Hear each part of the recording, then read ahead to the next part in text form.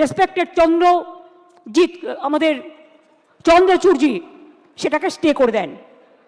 অর্থাৎ হাইকোর্ট থেকে যে ভবিষ্যৎটা অনিশ্চিত হয়েছিল, সেই ভবিষ্যৎটা তিনি নিশ্চিন্ত করে দেন।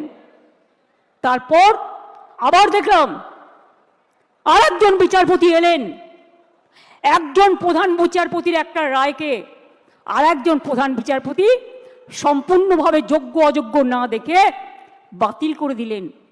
মনে রাখবেন, আমায় যদি কেউ চ্যালেঞ্জ করে, আমি কিন্তু চ্যালেঞ্জটাকে মোকাবিলা করতে জানি।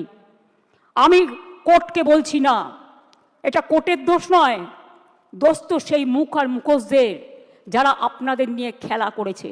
বাট আমি একটা কথা বলতে চাই, আমি বেঁচে থাকাকালীন যোগ্য প্রার্থীদের কারো চাকরি কেড়ে নিতে দেব না। It is my commitment.